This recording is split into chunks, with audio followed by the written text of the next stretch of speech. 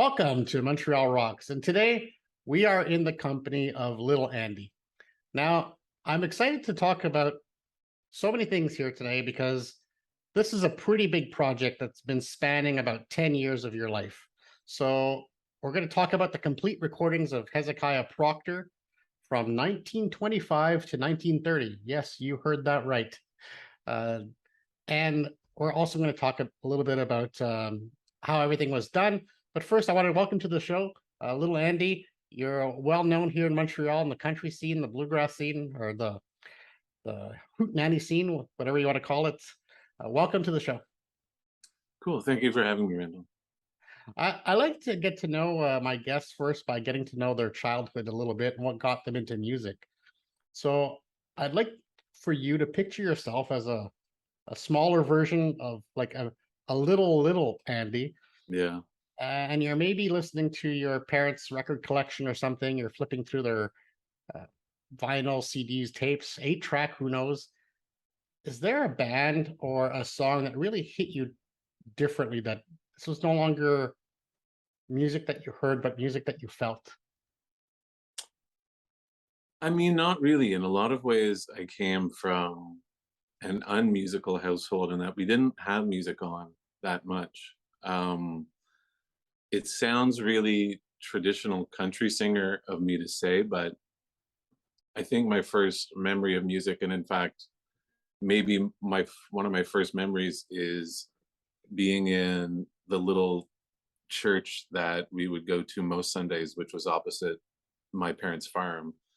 And my dad was the caretaker of that church, I think because no one else would do it. And my mom was the organist. And so one of my first memories is not understanding why I couldn't sit beside my mom in church, and her finally saying, "No, it's fine. He can sit beside me while I play organ."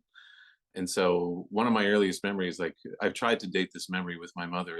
I'm either 3 or 4 years old at the time, but is me sitting beside her in church while she plays the organ, and I just kind of sat there and got in her way. And that's one of my earliest memories, and it's absolutely my earliest musical memory.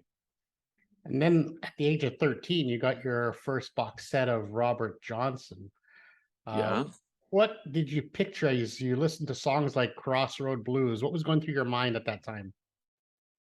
I mean, I was always a big record collector, like when my dad inherited from the farm an old gramophone, and the gramophone came with all the records that his family would have bought.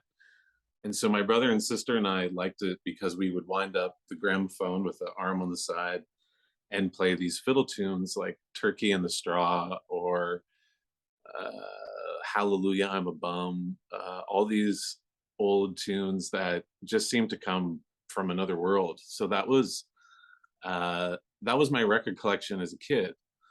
And when I got into music, when I started playing guitar when I was 11, uh, I think the complete Robert Johnson box set had just come out on cassette.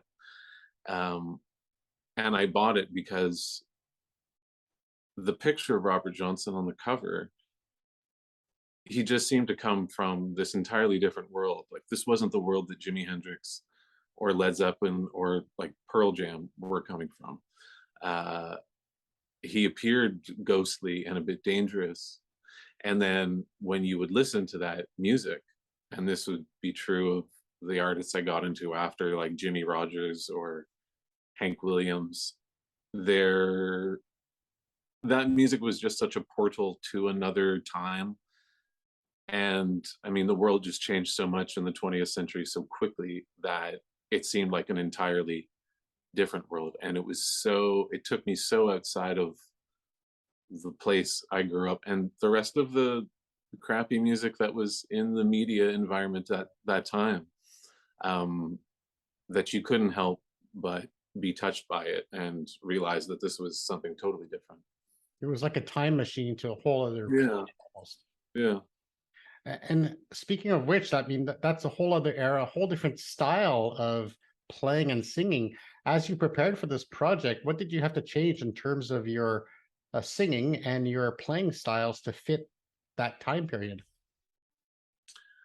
Well, when we were starting to do the recording of the album, we set it up in this room and we were recording on a wire recorder, which is a machine from the 1930s that looks like a reel to reel tape machine with two spools going by, but it records into a piece of steel wire, not a piece of brown tape this big. And so we set that up. And then I realized that here we had the ability to set up nice microphones, ribbon mics, and run them to a tape machine. So I said, why don't we just track every song to two things at the same time, and give people the old version on the wire recorder and the new version, like the tape machine. But I always found that when we would listen to things back on the wire recorder, it just responded as a piece of technology to higher sounds, to tenor singing, whereas normally I'm a bass singer and my voice sits around where you hear it speaking. So I found it had to kind of become performance art in the recording studio, where I would be singing and then we'd stop a take and Sam, the banjo player, would say, "Were you Hezekiah on that track?" And we'd listen back. And when my voice would fall into its natural register, it didn't sound good. It didn't sound old. The wire recorder doesn't respond as well to picking up bass sounds. And so I'd have to sing at the top of my range, uh, which is uncomfortable. It was a way of getting into the character. You don't hear very many bass singers from that era It's specifically. like method acting, really. Well, yeah, and it was a strange thing to undergo with friends in a studio where we were all playing other characters and trying to get that going. And we also realized that a lot of the guitar licks or like fiddle styles or banjo licks, if we were doing them and it sounded too much like 1950s bluegrass, it was anachronistic. So I would have to hold back, say, on doing like a really fast run on the bass strings of the guitar, because that was simply not done in country music in the 20s. So I had to unlearn a lot of the guitar playing that I learned in the past 10 or 20 years.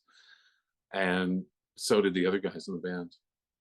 And I guess even this wire recorder, there was a connection to the church you maybe talked about. I mean, it would be a different church, but you were taping over Latin sermons, if I'm not mistaken. Well, yeah, I tried for years to find ways to record on old technology. And so there's a community, well, community is Traveled, perhaps. you went, you went to the Smithsonian. You really put a lot of effort into finding that. Well, but yeah, I tried, but I realized that a lot of that is a lost art.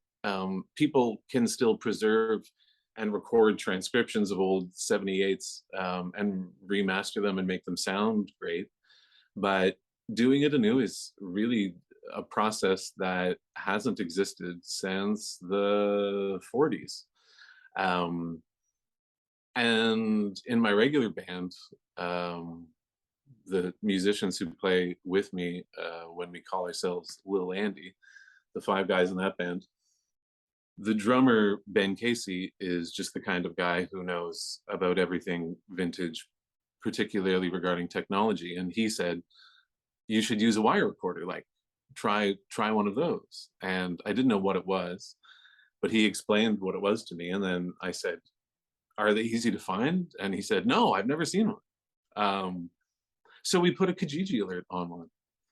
And after around a year, a hit came up in Quebec City. So Ben hopped in his car that night and went to Quebec City.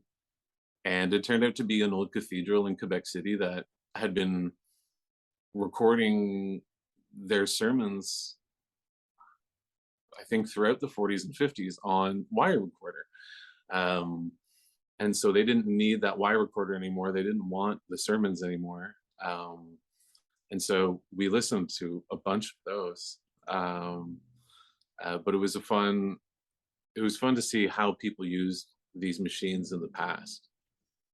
Even when I think of the picture, like the picture that's behind me or the picture on the book cover, that was done with a tintype process. And when I researched it, I found that there are over 30 steps involved, and each one takes about 15 minutes.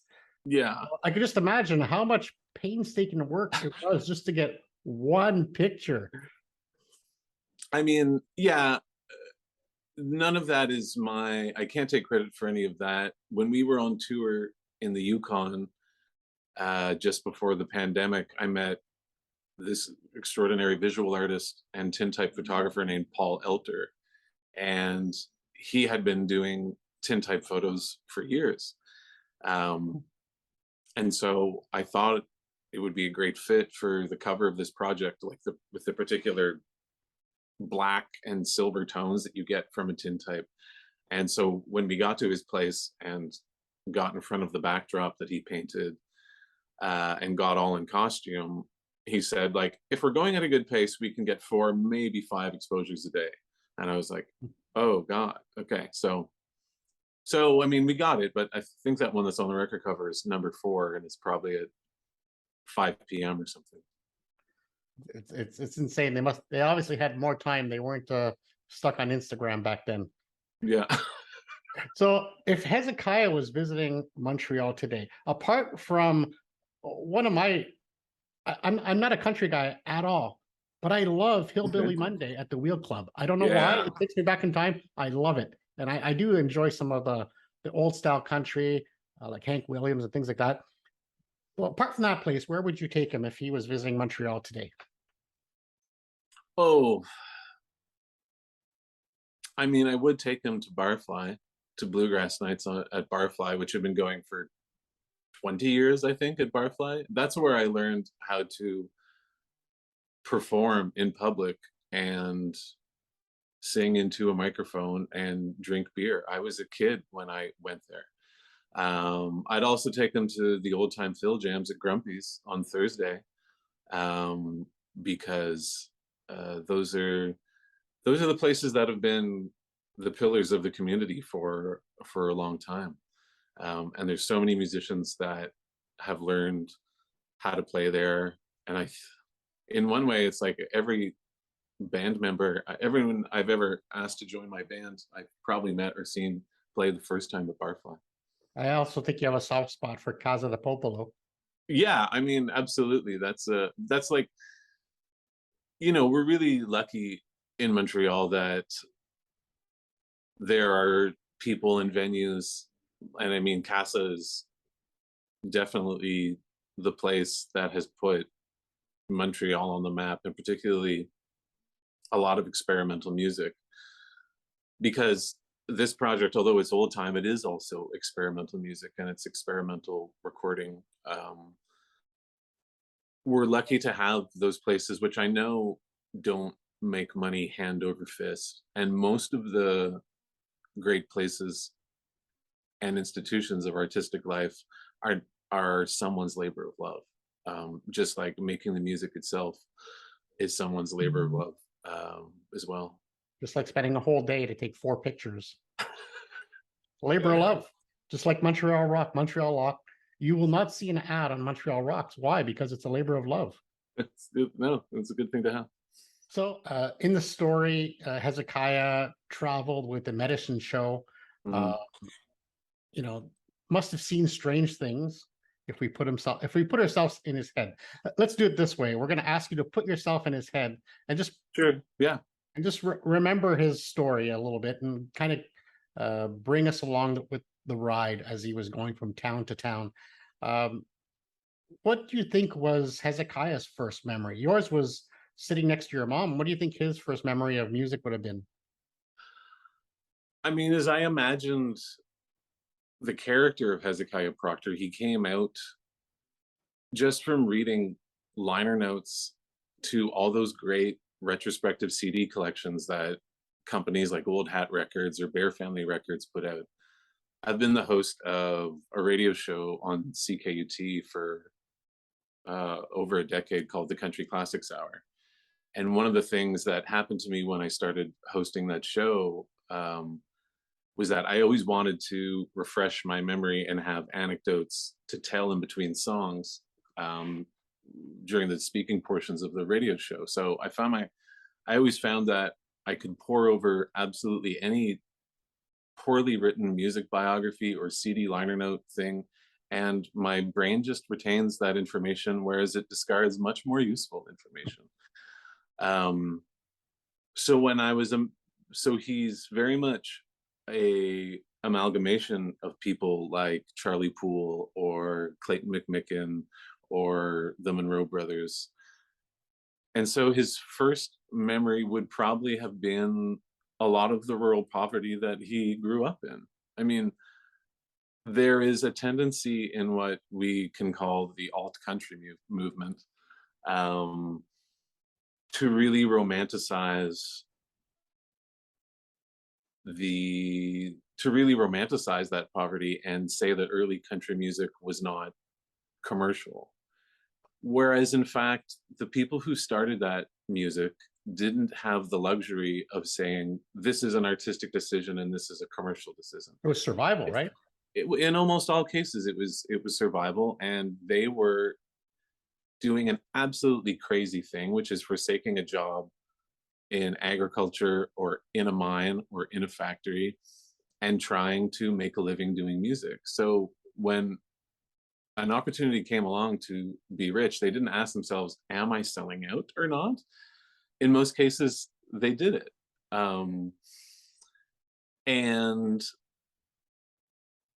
so Hezekiah's life, as I imagine it in the novel that comes with the album, is very much like that. He grows up in a community that gets picked up in the gem mining boom that happened in North Carolina in the beginning of the 20th century.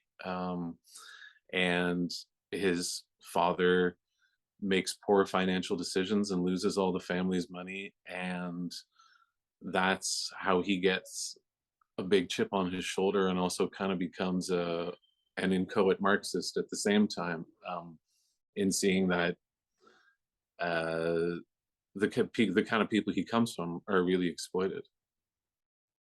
And of course, in the story, he joins a traveling group, Yeah. medicine show. He would have had to do all kinds of crazy things. Do you think he ever drank his own snake oil? But well, I mean, Hezekiah doesn't. Does he make snake oil in the book? He doesn't make snake oil as much as Dr. Kerr, the guy who runs the show. There's so much in the novel that is from historical fact and so much of it that I made up. And I think when you're writing a novel at this point in history, you have to take into account that people can fact check pretty much any part of your book at their fingertips because we all live with a small computer beside us most of the time. And I wanted to see how much people would fact check me. So while the character of Hezekiah Procter is totally fictional, Dr. William Kerr was absolutely a medicine show promoter and impresario from Spartanburg, South Carolina, who was really active in the beginning of the 20th century.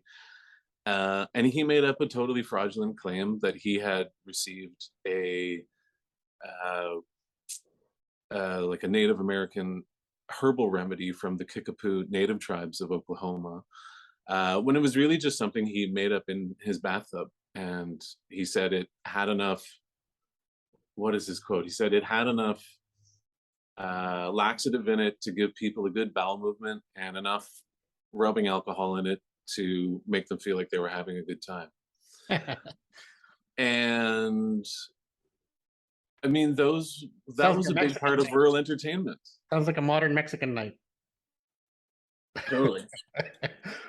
And one thing that's interesting about that period is that if Hezekiah was on stage, and you do this as well during your live show as you play him and you're in character, it's not just about the music, it's also about, there's almost how humor is also integral to your act. and the talk between the songs. Yeah, I mean, that was something that came later. We were acting as Hezekiah and the other characters in his book as we recorded, but when I made the record, I really wasn't thinking at all if I would ever perform it. I wasn't sure if I would make a vinyl box set out of it like I did, or if it would just be a digital only release. It was really a a weird recording experiment that I thought had absolutely no commercial potential. But that never really bothers me when I'm making something. And then when it became time to put the live show together, I realized there was really no other way. I had to be him. I couldn't do these songs, sing in his style, play in his style, and then default to just being my 21st century self during the stage banter. So I realized that I had to grip people with who he was and his character and mimic, without being hokey or cheesy, the kind of entertainment that would exist in vaudeville or exist in medicine shows. In the early days of country music, you were expected to kind of be a comedian at the same time because people wanted to come out and see a show. Um, they didn't necessarily want to view a show the way that we view a show now, where sometimes we might be talking or texting and it's I kind of mean, wallpaper music. Uh, People would really want to have entertainment in front of them. the variety So shows kind of fed into that, yeah, of having exactly. a different types of acts all at one and make it like a Yeah, event, not just a concert, for example. yeah. Um, so that became another part of doing it, and it was really helped by the band that I kind of adopted for this project. Normally, my regular band when I perform as Lil Andy is a modern country band where the focus is pedal steel and fiddle and drums and bass. Um, but when I wanted to make this album, I had been a huge fan of a band called Shisham and Lotus and Son, who, if you've been to Canadian folk music festivals in the past 15 years, they're the darlings of that scene because they have studied banjo and old time fiddle styles more than anyone I'd ever seen, and I love them. And the fiddler from Shisham and Lotus and Son is named Tayar Frost, and he has the most extensive collection of haberdashery and old time clothing that I have ever seen, even at thrift stores That's in my cool. time. His father is a tailor and makes a lot of the clothes. So, and he's also tall like myself. So, when we started to do the tintype photo shoot for the album cover, he just brought me bags and bags and bags of clothes. And he's very knowledgeable about how a man would have worn a pocket watch circa 1910 and what side it would be on and what parts of the chain are visible and the different kinds of ways of tying a tie. So I totally depend upon him and his encyclopedic knowledge of that. It's kind of funny speaking about, the way things are supposed to be. When I first saw the picture, I go, "Oh, wait a minute, Hezekiah is left-handed," but left-handed guitar Yeah, didn't exist till yeah. 20 years later. But then I realized, oh, the tintype process reverses the picture, so that all made sense afterwards. But there's a lot to think about to make this come alive in a way that's authentic, and I appreciate the attention to detail that you have. That's what makes this project so interesting. I want to maybe go to a couple little just fun little questions to kind of end us off. One thing is I'd be curious to see what kind of merch uh, Hezekiah would have. I don't know if your mom is still making your little socks cell phone cozies. My mother did. My mother is amazing at knitting everything, and if she had a table at a craft fair, she would clean up at a hipster craft fair because yeah, I forget how that came about. My mom made these phone covers that looked like winter socks with the Dure wool sock with a white stripe, red stripe, and a gray bottom. Classic. But I know, but then I think those most fit iPhone 6 the best, and now we're on to like, I don't know, 13 or a million. So I'll have to get her to do some more. But I mean, I would love to have fake remedies to sell at the merch table, but I'm keeping it so far with the box set and the novel, because I think that the Canadian Food Inspection Agency might get at me if I was actually selling tonics and elixirs. Your I always like to also find out what your first Instagram post is. So your first Instagram was Gavin's in Quyon, Ontario. Picture of Really? us, like, yeah. So what's the story there? Uh, Quillon Quyon, thank is you where, for correcting me. and it's actually in Quebec. It's on the east side of the Ottawa River. Um, that's where my grandmother was born, in Quillon, Quebec. And You said something about this is where things get real here. Something like yeah, Gavin's is an old country bar on the main street of Quillon, which has a hilarious Irish theme to it. Um, I'm trying to remember this Instagram post. I've always loved places like that seem to exist outside of history and seem to have weathered the onslaught of progress. The Wheel Club I was just gonna is say, one of those places in Montreal. Um, but there's also a lot of old time diners. Chalet Barbecue and NDG is kind of like that as well. I love But yeah, Gavin's is a great little bar out there that's right near the ferry that you can take across to the Ottawa River. Um, I've never played there, but I would love to play in such an authentic country bar.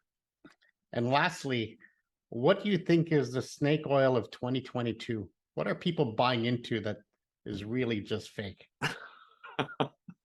uh, well, I mean, we do spend an awful lot of money to buy packets of data and this thing called the internet, which is actually not a finite resource in itself.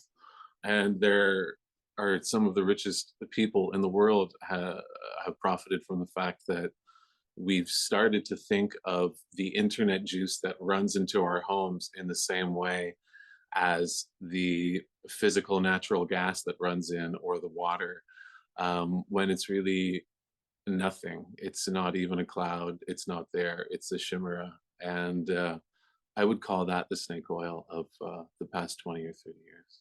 And some of it, if not most of it, might give you some bowel movements as well.